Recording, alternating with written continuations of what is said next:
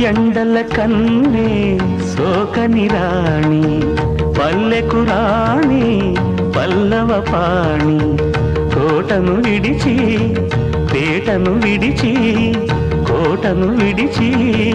పేటను విడిచి